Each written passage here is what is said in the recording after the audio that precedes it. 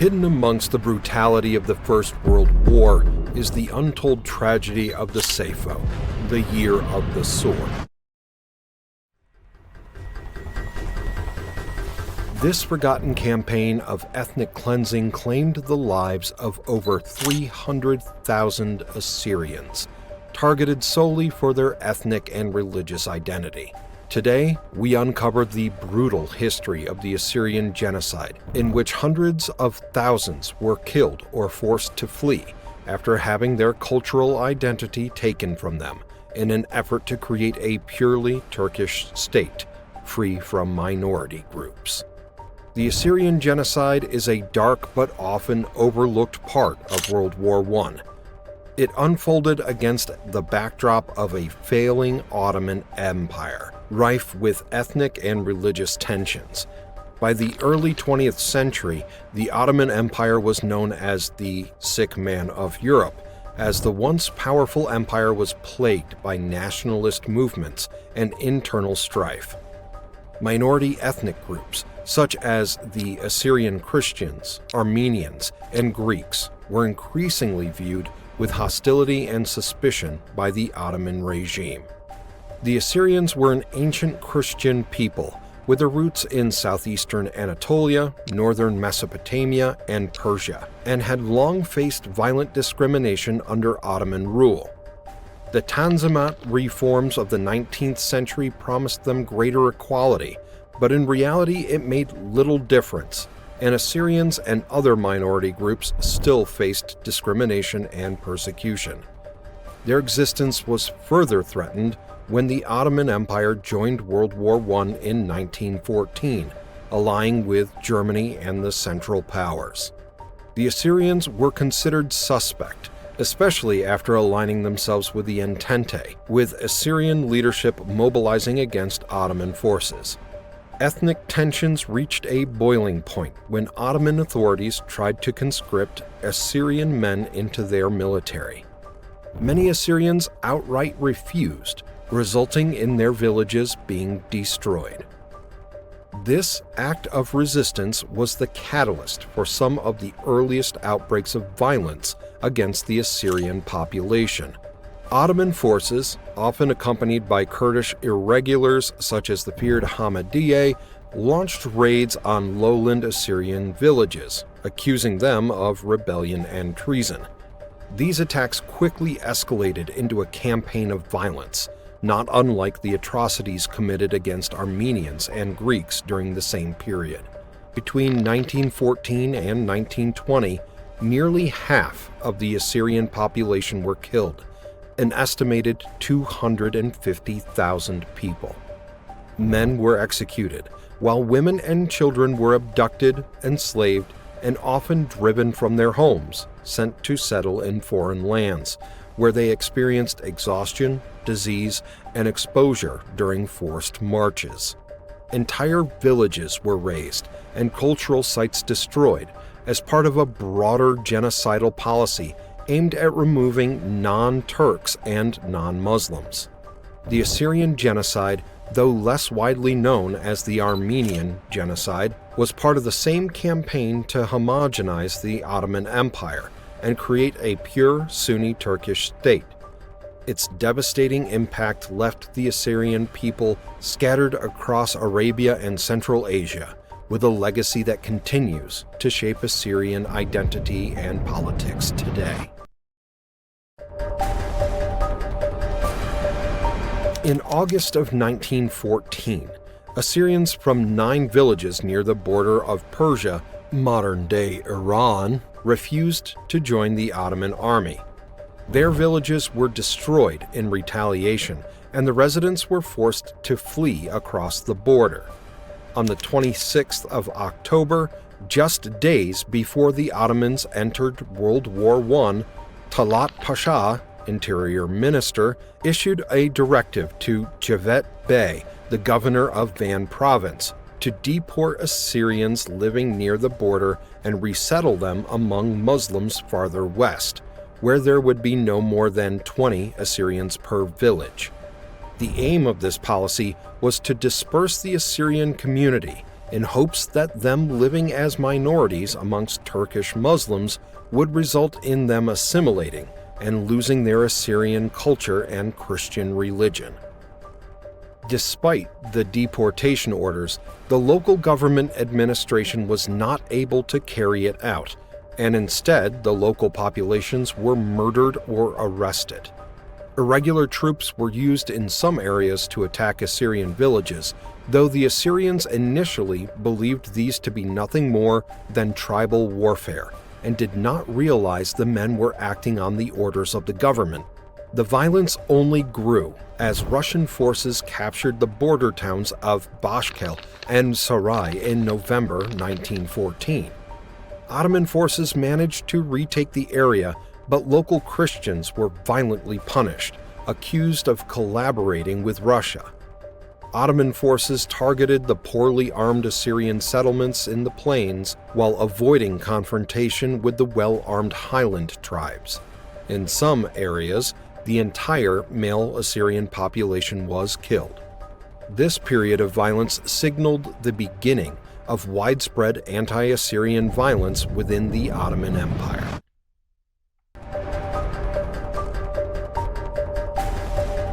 The deportation of Assyrian communities was the cornerstone of the Ottoman anti-Assyrian campaign.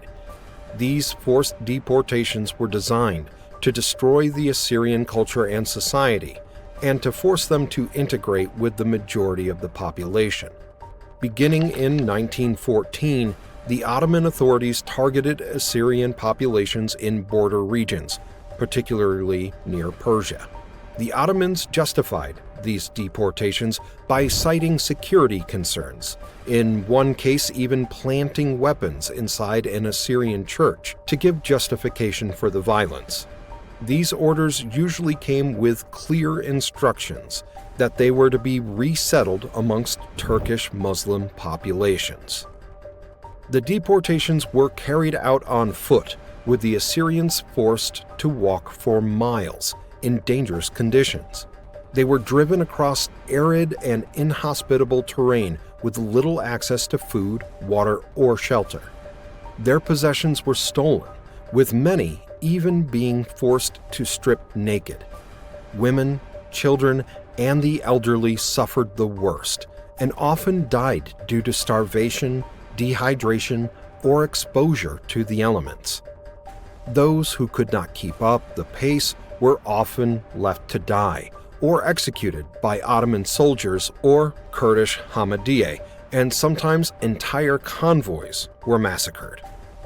Though these marches were part of the mass deportation, they were also used as a tool of extermination, as many died or were killed before reaching their destination.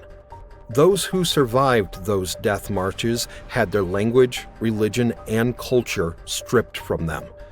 The deportations destroyed countless Assyrian villages and almost destroyed a community that had been present in the region for millennia, predating the Turkish population by thousands of years.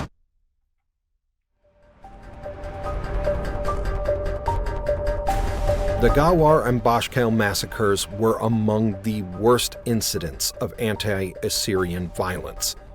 These massacres occurred in the historic Assyrian homeland of Hakkari. The massacres were in response to the Assyrian community's refusal to accept conscription in the Ottoman army. However, the attacks were part of a wider strategy aimed at eliminating minority communities in Turkey. Almost the entire male population of Gawar was murdered. Ottoman soldiers and irregulars raided villages, killing not only fighting-age men, but also women and children. Houses were destroyed and survivors driven out of the area, forced to survive on their own in the harsh winter conditions. Bashkel saw similar violence after being briefly occupied by the Russian army in November 1914. When Ottoman forces retook the area, the Assyrians were accused of collaboration with enemy forces and killed. The violence continued until early 1915. Mass executions, rape, and the destruction of homes and religious sites were reported by refugees who managed to flee. By the time the massacres had ended, entire Assyrian villages had been wiped out, and their inhabitants either killed or displaced. The Gawar and Bashkal massacres devastated the Assyrian population in Hakkari, one of their traditional homelands.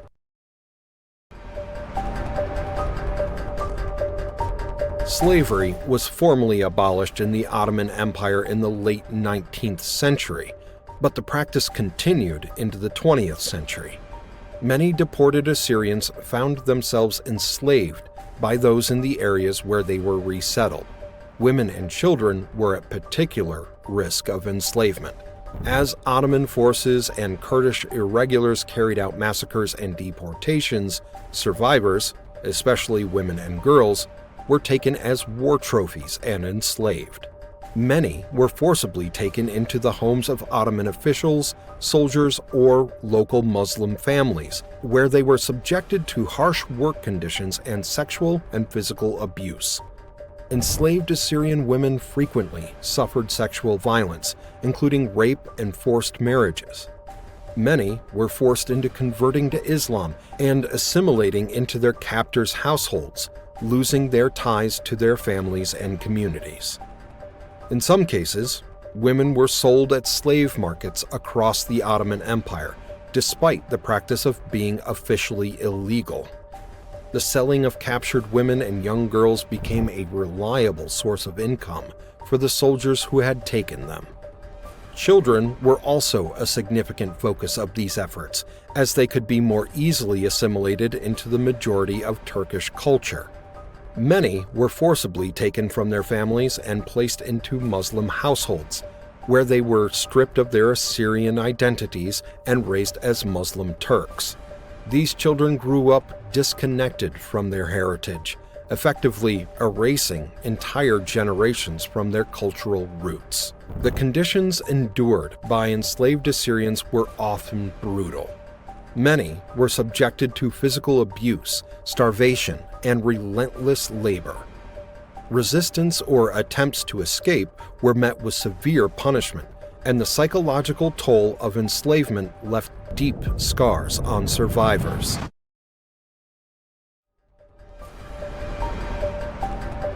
An important part of the Ottoman Empire's campaign against Assyrians was the destruction of important cultural and religious sites.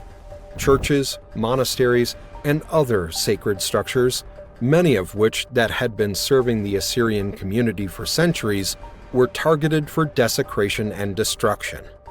As Ottoman forces swept through Assyrian regions in southeastern Turkey and northern Mesopotamia, religious sites were often the first to be attacked.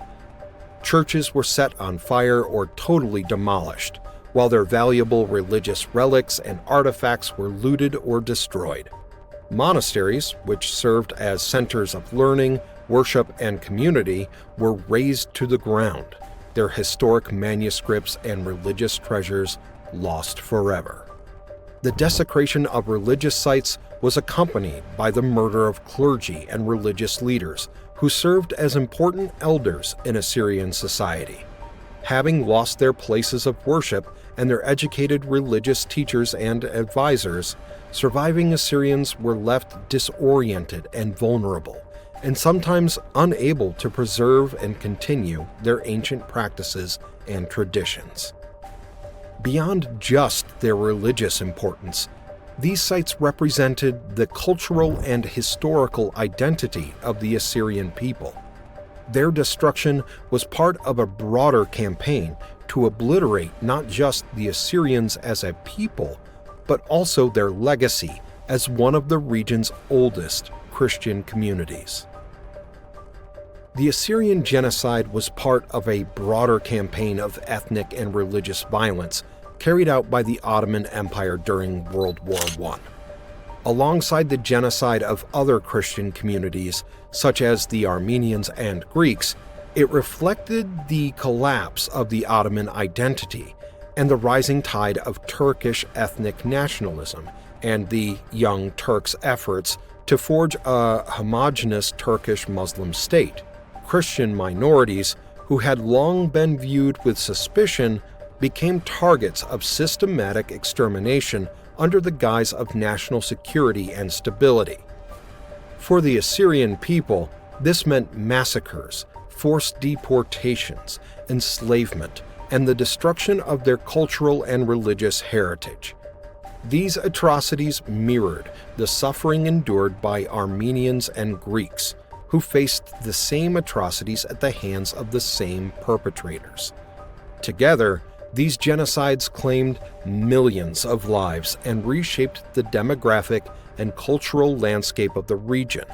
Many of those who survived fled to the nearby Lebanon, Syria, Russia, and elsewhere, and today the Assyrian population in Turkey is only around 25,000.